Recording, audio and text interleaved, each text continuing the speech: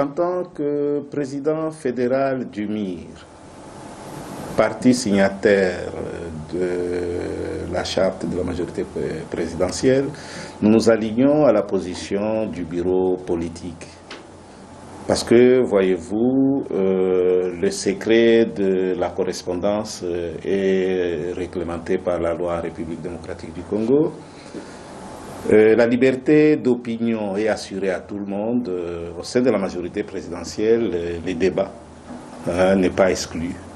Alors, qu'il y ait eu des préoccupations de certains membres, et non les moindres, de la famille politique, qu'ils aient initié une correspondance pour faire savoir leurs desiderata à l'autorité morale, il était bien indiqué qu'ils adressent la lettre à l'autorité et ils réservent la première de cette correspondance à l'autorité. Mais on sent qu'il y a eu beaucoup d'indélicatesse. L'objectif, ce n'était pas seulement de faire, disons, de mettre en mouvement un débat interne, parce qu'ils ont écrit une lettre qui était adressée à l'autorité morale, mais ils l'ont balancée dans la presse avant que les destinataires ne puissent même la recevoir. Donc ça ressemblait presque au chantage. C'est comme ça que nous nous alignons à la position du bureau politique qui les a invités pour en débattre. Mais curieusement, les rapports que nous avons dans la famille, ils ont claqué la porte. Il y a l'auto-exclusion et vous savez, tout politicien moyen a lu au moins l'art de la guerre. Il y a toujours eu une septième colonne, c'est-à-dire en interne, quand vous avez les traîtres, ça s'appelle septième colonne, et il est très difficile de combattre la septième colonne, mais heureusement la septième colonne venait de se dévoiler et de quitter les bateaux, et nous sommes en train de resserrer les rangs maintenant, et pour l'avenir, je pense, voilà, c'est ça la position du MIR que je confirme par ici. Ces revendications, vous dites, elles sont similaires à celles de l'opposition, à celles de la société civile, et elles ne sont pas différentes de celles de la majorité, parce que c'est au sein de la majorité présidentielle que nous avons les garants de la Constitution. Et qui n'a jamais dit le contraire. Il vous dit que je vais faire, il est là, depuis toujours, il fait respecter la Constitution, c'est ça son rôle, parce que autrement, il sera mis en cause pour haute trahison devant la Cour constitutionnelle. Donc jusqu'à présent, il n'y a personne, et alors personne, qui a déjà relevé, même par une correspondance, une violation de la Constitution par l'autorité morale. Donc cette revendication-là, c'est la revendication de tout le monde, pas seulement de l'opposition de la société civile, même la majorité, l'autorité morale, jusqu'à ce jour. Il fait respecter la Constitution, et il a promis de faire respecter cette Constitution-là. Il en est le garant. La restructuration de la majorité présidentielle est inévitable. Parce que parmi les frondeurs, nous avons eu, il y a le deuxième grand parti de la majorité, nous avons par exemple le secrétaire général adjoint qui vient de là. Bon, la majorité c'est inévitable, ça va de soi. On doit restructurer, on ne va pas laisser les vides. On va restructurer la majorité présidentielle. Et le gouvernement, c'est inévitable. Il y a eu des démissions. C'est qu'il y aura soit un réaménagement, soit un remaniement. De toutes les façons, toute la majorité présidentielle représente une boîte d'outils du chef de l'État.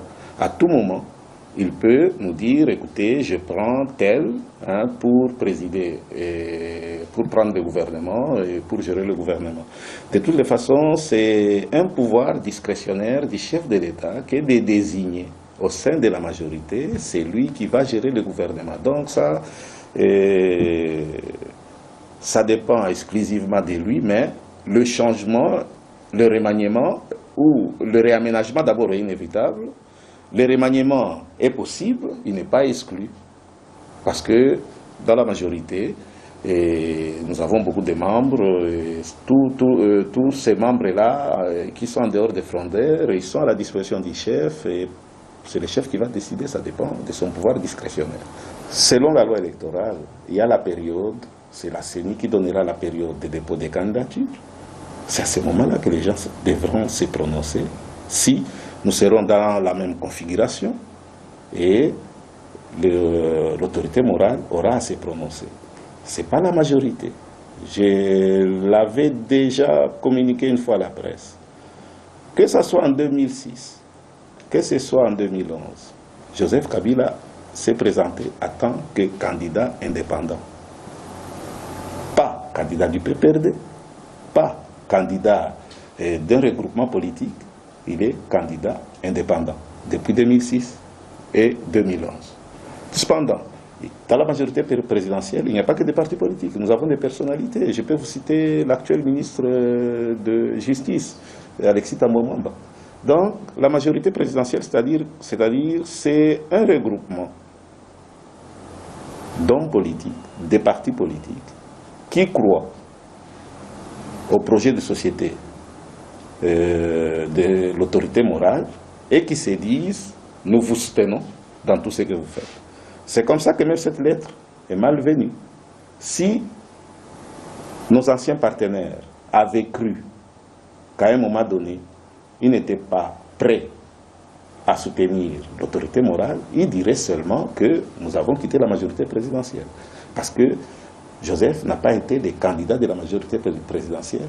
Il a été un candidat indépendant vers qui un regroupement politique et des personnalités politiques s'est adjoint pour soutenir son programme et le soutenir aux élections. Alors, dès là, essayer d'amalgamer et puis faire du chantage à côté au travers d'une correspondance, je crois qu'il y a eu beaucoup de délicatesse dans leur chef et comme si cela ne suffisait pas, arriver à claquer la porte du bureau politique, ça ne signifierait pas autre chose que l'auto-exclusion. Vous avez vu en France dernièrement, il y a eu des frondeurs. Qu'est-ce qui s'est passé? La première des choses, les frondeurs ont démissionné. Par probité morale, c'est la première des choses, ils ont démissionné. Et après un temps, bon, ils sont rentrés dans la famille politique, ils se sont alignés dans la famille politique, mais la première des choses, vous démissionnez. Mais ici, il y a beaucoup d'indélicatesse dans les comportements. Et pour le troisième mandat du chef de l'État, la période des dépôts de candidature, c'est la CENI qui nous donnera un calendrier, on va dire que les gens s'annoncent. Si nous aurons la même constitution, parce que vous dites le respect de la constitution a l'article 5. Ok? L'article 5 vous dit que la souveraineté revient au peuple. Ok? Alors, c'est un tout. Mais on va voir, le moment venu, quand on donne le calendrier électoral, la déclaration de candidature, c'est un acte volontaire et personnel. Ce n'est pas un acte d'un ensemble d'individus, non. Même quand on voit les gens qui vont aux élections sous un parti ou un regroupement politique, d'abord, ils se portent candidats à ces regroupements-là, et les regroupements se prononcent, et ils vont y aller. Par exemple, au MIR, si quelqu'un veut être député, c'est d'abord un acte volontaire, parce que nous avons eu des candidatures, les gens viennent et vous disent, bon voilà, moi je prétends prendre telle position. Et les partis étudient les profils et tout, et après, les partis vous soutiennent, vous allez sur la liste du parti politique. Et de là, aujourd'hui, nous dire, bon écoutez, est-ce qu'il va se présenter, est-ce qu'il ne va pas se présenter? Bon, la CENI n'a même pas encore posé la question. Ça revient à la CENI. Se prononcer sur cette question-là maintenant serait anticonstitutionnel. Le Katanga a été éclaté, c'est vrai. Rentrons dans la configuration du Katanga. Le Katanga compte aujourd'hui à l'Assemblée nationale à peu près 72 députés. Les 3 frondeurs, théoriquement, ils en comptent combien? La sommation de leurs députés. Sans oublier que, par exemple, pour l'INAFEC, avant même qu'on en arrive à cette lettre, il y avait déjà un groupe de députés qui avait mis en cause leur patron. 12 même. Tous les députés de l'INAFEC avaient mis en cause leur patron. Donc sur les 12 là, et sur les 72, ceux de l'INAFEC sont restés fidèles au chef de l'État. Bon, Quand vous prenez l'INADEF, je pense au Katanga, ils doivent en avoir deux, le papa et son fils. Et ils ont deux autres qui sont, je crois, l'un de la province orientale, l'autre, je ne sais pas. Ce qui fait que sur les 72, vous pourriez peut-être compter les deux seulement dans ces regroupements politiques. ACO, vous avez suivi le parti de Banza, Dani, ok? Vous avez suivi que les députés ont dit, d'ailleurs, il avait été élu, il est chef de ce parti, mais il avait été élu en tant qu'indépendant. C'est qu'ils ne sont pas avec lui. Théoriquement, les Katanga, l'ancienne province du Katanga, quand vous prenez par rapport aux frondeurs, s'ils étaient vraiment les leaders et non les moindres, sur les 72, ils prendraient peut-être 35 députés avant. Déjà sur les 12, ils n'ont même pas su faire les 10%. Alors ça pose problème. Aujourd'hui, les Catalans n'existent plus. Moi, je suis fier. Nous sommes de la province du Olomami. Quand vous prenez la province du Olomami, il n'y a aucun frondeur. Parce que la province du Olomami a souffert de la mégestion de ses prétendus leaders incontestables et tout ça. Mais peut-être que vous allez dire, bon, ce sont des grands leaders, ce sont des grands agitateurs.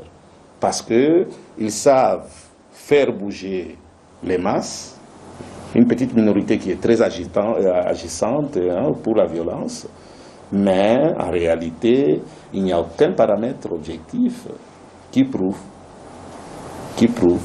que ce sont les grands leaders du Katanga. Et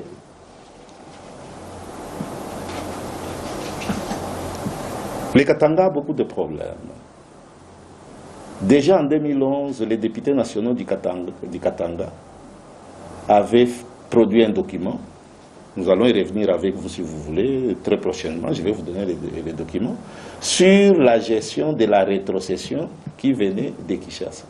Déjà, cette petite rétrocession-là, qui arrivait en province, n'arrivait pas dans les ETD. Et les gens s'en servaient à Kinshasa, à Lubumbashi. Aujourd'hui, quand vous prenez les recettes provinciales de Lubumbashi, c'est à coup de milliards. Et quelle a été la gestion de ces recettes-là? Vous savez, en politique, quand vous quittez de la mauvaise manière, par la suite, il y a les affaires qui vous suivent. Ce n'est pas seulement en Afrique, vous avez vu en France, Chirac, Sarko, il y a les audits qui vont suivre. Nous allons voir. Qu'est-ce qui s'est passé? Moi, je vous ai parlé d'abord d'un cas depuis 2011. La gestion, c'est qu'elle a été de tous ces temps. Il y a une taxe provinciale, par exemple, au Katanga sur les minéraux. Ça faisait 50 $ par tonne. Ce sont les choses qui sont par tonne exportées. Ce sont les choses qui sont facilement calculables.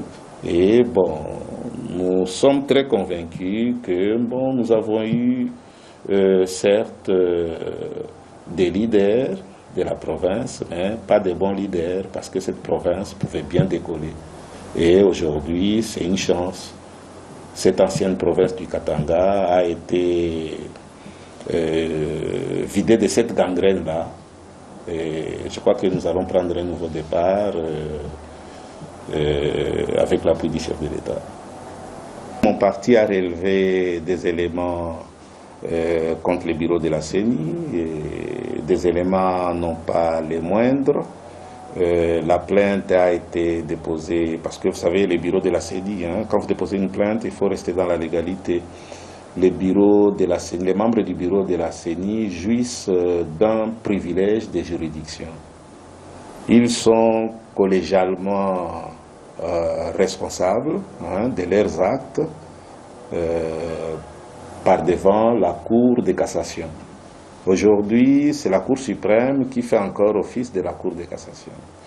Pour les gens qui jouissent d'un privilège de juridiction, comme ça, vous ne pouvez pas faire une requête en saisissant directement la Cour de cassation.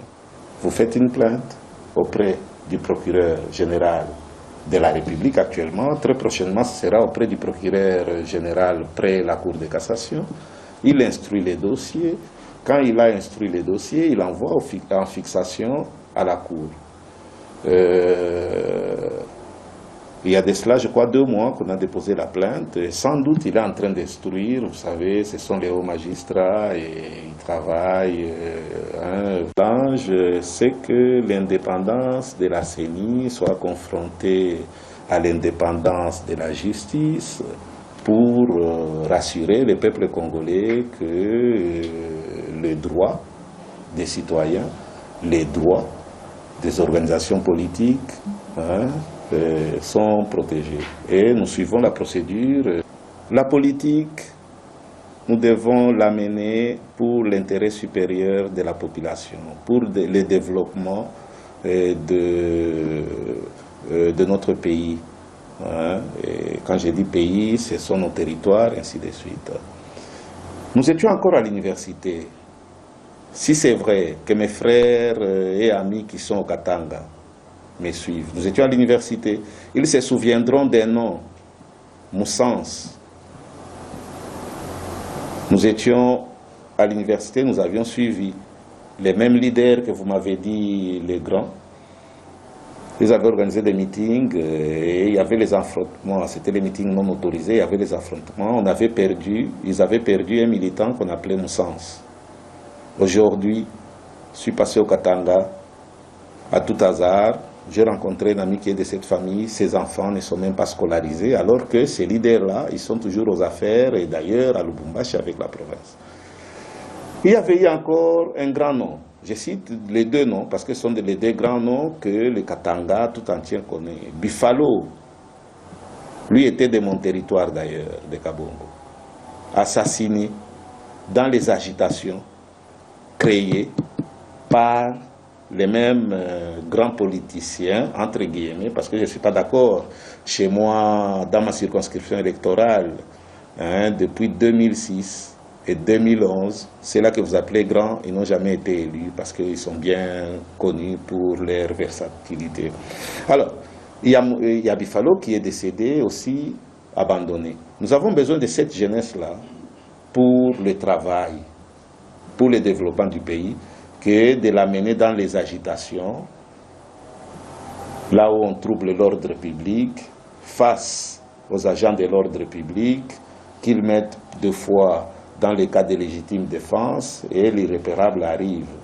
Vous comprendrez que nous avons affaire aux agitateurs et l'État reste là pour assurer la paix et la tranquillité de tout le monde. Nous avons confiance que ça va s'arrêter. Ce sont des agitations. Ça a commencé par la lettre à Kinshasa. Ils ont claqué la porte. Ils sont Katanga. Ils vont agiter les gens. Mais je crois que la police fera son travail pour assurer la sécurité de tout le monde. Pour les consultations, nous avions les pays agressés à l'Est par les M23. Nous avions les grands membres, comme on a pris l'habitude de les appeler, tous les récalcitrants, on les appelle grands, de l'opposition qui allaient gonfler les rangs de M23, ok, pour ne pas citer leurs noms parce qu'ils sont en exil, nous étions avec eux à l'Assemblée. C'est comme ça qu'on avait organisé les concertations pour éviter qu'il y ait une opposition armée très forte qui va gonfler les M23, afin que nous arrivions à une opposition républicaine, que les membres de l'opposition qui étaient à Kin puissent présenter leurs desiderata, alors disons au chef de l'État, parce que bon, c'est lui qui a les mandats, et que dans ces desiderata, on verrait ce qui serait immédiatement réalisable. Donc à court terme, à moyen terme et à long terme. Il y avait 100 recommandations, je pense, ou 600 recommandations. Et de là est née l'opposition républicaine. C'est-à-dire, quand vous avez une préoccupation à faire valoir, que de prendre les armes, et il y a des cadres au Parlement, il y a les marches, vous avez vu l'opposition a organisé un meeting, donc il y a une opposition républicaine, et que tous, et la majorité et l'opposition républicaine, que nous puissions nous battre contre l'opposition armée. Ce qui fut fait et la guerre s'est terminée. Donc, les concertations, ça a été un succès. à ce point de vue. Le dialogue aujourd'hui, vous me dites que l'IDPS a claqué la porte, mais ils étaient dans les négociations bilatérales. Hein, ce n'était pas encore dans le format du dialogue. Mais l'essentiel, c'est quoi? L'IDPS avait donné son cahier des charges, comme tous les autres partis politiques, déjà, au chef de l'État. Bon, il y a eu des concertations. L'IDPS n'était pas en concertation. Bon, le chef de l'État, comme il avait dit dans son adresse à la nation le 30 juin, il avait dit qu'il allait clôturer les concertations, mais qu'il allait écouter ceux qui n'étaient pas venus aux concertations. C'est dans ces cadres-là qu'il y a eu ce qu'il y a eu. Encore une fois, les politiques congolais, vous êtes dans des négociations qui vous concernent, et quand il y a 2 points sur lesquels vous n'êtes pas d'accord, parce que quand l'IDPS est allé en négociation, il n'avait pas fait un communiqué officiel à la population pour dire nous sommes en négociation avec la majorité. C'est seulement quand il y a un petit problème qu'ils éclatent, les frondeurs. Ok? Les frondeurs, ils éclatent, non, nous on n'est pas d'accord, et après il y a des communiqués contradictoires, exactement comme ce qui se passe pour les frondeurs, parce que vous avez suivi les frondeurs, les G7, il y a les députés, il y a les ministres d'ailleurs qui vous disent non, on n'a même pas été concertés. À l'IDPS d'abord, non, on n'ira pas au dialogue, c'est un piège, ça c'est le communiqué de Bruxelles. Et après, il y a les communiqués de Kinshasa, le secrétaire général dit non, nous n'avons jamais dit non au dialogue, mais nous n'étions pas d'accord sur certains points, nous l'appelons urgemment, et ils nous ont habitués à cela, mais ce n'est pas très bien pour l'éthique, hein, parce que il y a les jeunes qui sont à l'université, et peut-être qui ambitionnaient de faire la politique, quand ils voient ce comportement-là, il risque de caricaturer la carrière politique, parce que c'est un apostolat la politique, vous êtes au service des autres. Bon, ceux-là qui donnent des communications tout à fait contradictoires régulièrement, ils donnent l'impression maintenant qu'en politique, les gens vont pour se servir et non pour servir la nation, ce qui n'est pas bon. Mais, que voulez-vous? Démocratie aidant, le peuple n'a des dirigeants que ceux qu'il mérite. Washington Forum, le décryptage hebdomadaire de l'actualité et des sujets qui vous touchent dans votre vie quotidienne. Débat en profondeur, interaction.